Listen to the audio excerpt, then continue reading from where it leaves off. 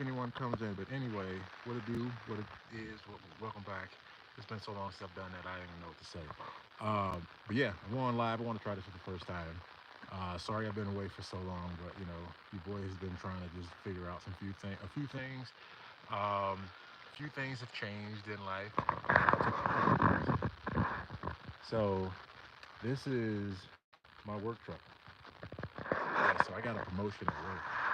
Became a foreman, so that's a little bit more responsibility and time away.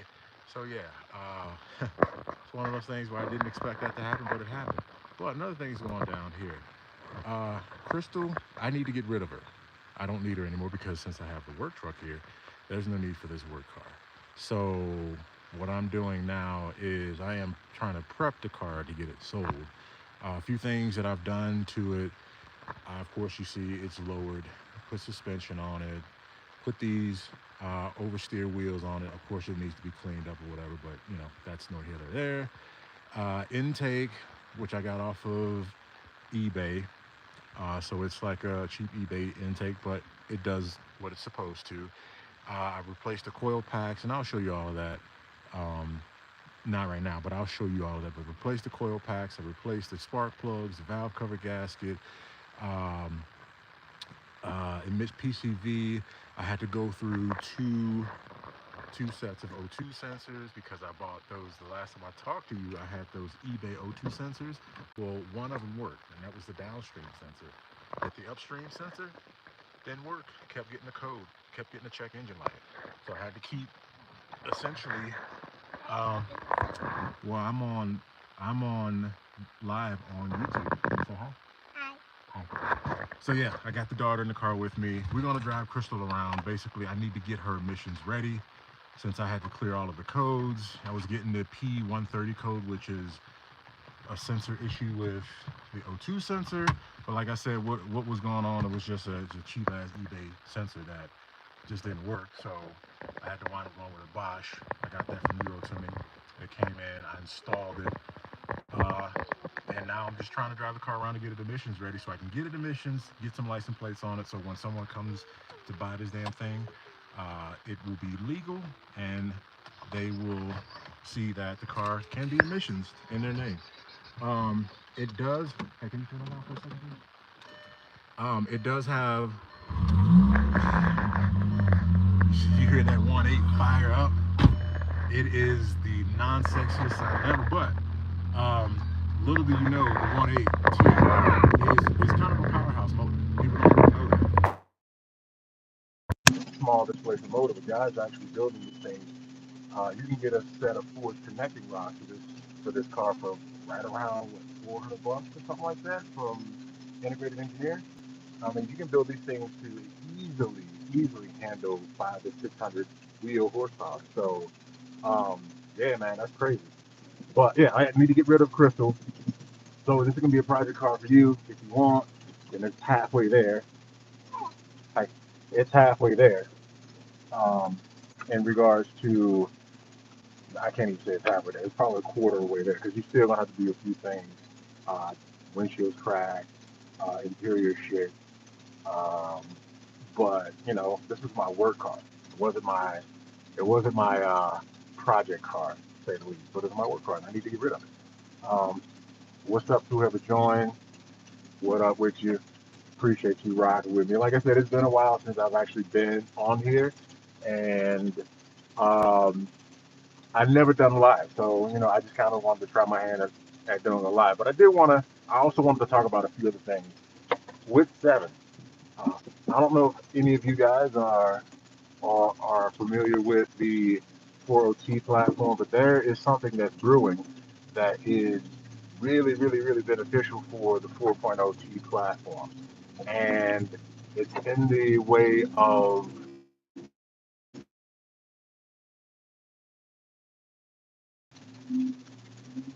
that was weird. Lost it. That was weird. Lost it. But anyway, I don't know what the max boost pressure that the stock wastegates can handle before they start to crack open. But I know one of the reasons that they crack open and I don't think the boost pressure is that high. But one of the main reasons that they crack open because the exhaust manifolds that are on there now are so small that it creates a crap ton of back pressure, and it's basically forcing the manifold or the wastegate open. There is a man by the name of Bob Orr. I don't know if he works for anyone or if he's like, he's just a R&D guy himself, but there are exhaust manifolds, turbo exhaust manifolds that he is producing. I don't actually know what the diameter of the piping is because like I said, I just was privy to this. But it's going to allow a little bit more free flowing exhaust out of the motor, which will spool up your turbo a lot faster. And with that said, it's not going to create as much back pressure as your stock, manifolds are doing. Um, so there eliminates the need for the wasting, the upgraded wasting. Um, and again, going back to or referencing back to the 4.0 platform, there was another guy on there, last name Carter, I forget his first name, but he was able to achieve 30 psi with stock wastegate manifold, or wastegate, sorry, not the wastegate manifold, but with the stock wastegate, he was able to get 30 pounds of pressure. But again, that's weird. That's weird. I wish I could have shown you that, but it did just ran across the street. But anyway, um, yeah, there he was able to get right around 30 pounds of pressure out of his uh, out of his wastegate, and there wasn't a need to advance timing.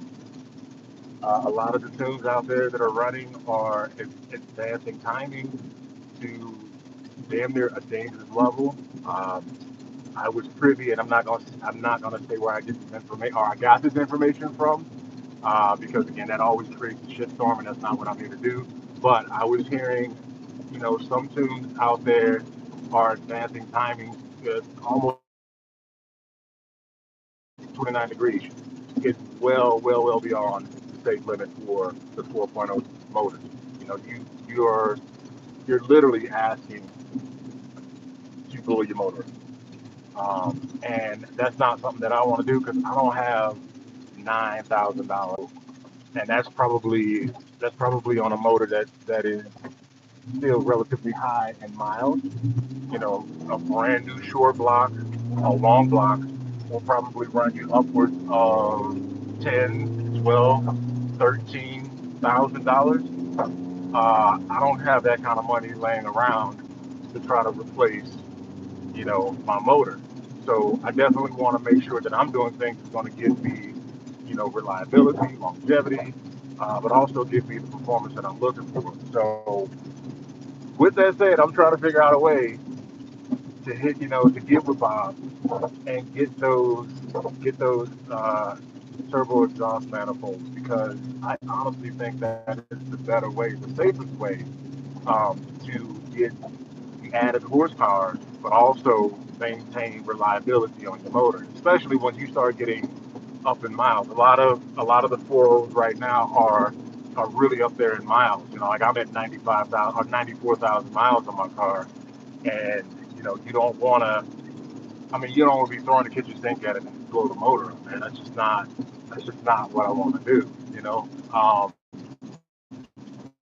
And even to the guys that are getting into the 4.0 platform, I still say it's another thing you want to ease into that because, like I said, you got a high mileage motor that you don't know what the previous owner would have done to it if they would have put, all of these aftermarket parts on it and stressed it out, and then you go and just throw more stress at it and blow it up. That's not something that I want for my car. I mean, my dream is to actually upgrade to either the RS6 or an RS7, the C8, because I love the way they would look. But you're staring down like 130 for an RS6 to down to like 90 grand for the RS7 C8. And like I said, I mean, I would love to do that, but I don't want that cheese right now.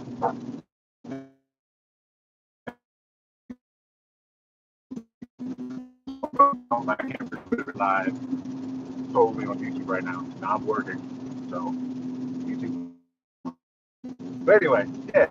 So those are the things that I'm looking forward to do on 7 going forward.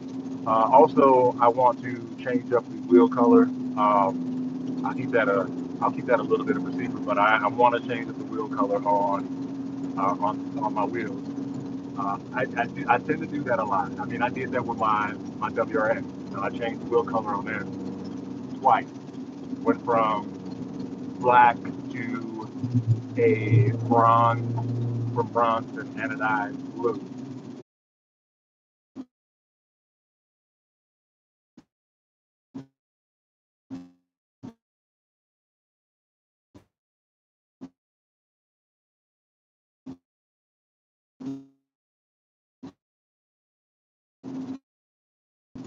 Oh, we're back. I'm in back like shoot. I dropped my phone. Anyway, sorry. Now, so I'm in like backcountry, Castle Rock, where you see the foothills and stuff like that. I don't know if you can see that if I can zoom in. But yeah, that's where I'm at. Because when you're in a rural backcountry like that, there's not a lot of good cell service. Come on, lose the camera. Okay, yeah. So there's not a lot of good cell service. If I do lose you guys, I'm sorry about that. I definitely wanted to jump on here. But, I'm not going, man. It's just, I'm taking everything super, super, super duper slow because, like a lot of things have changed, positively, um, some negatively, but it's okay. You deal with it. I keep it moving.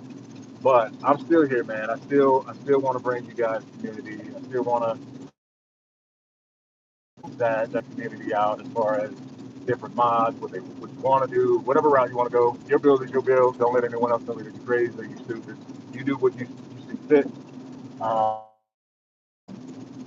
like I said, I'm that guy that just like to try to find out things and bring it to you. Also another thing, and I'm probably going to end this live because again the reason I'm in the backcountry. Plus I don't want to be driving manual. Yeah, because and my daughter's in the car too, and I got to focus on the road.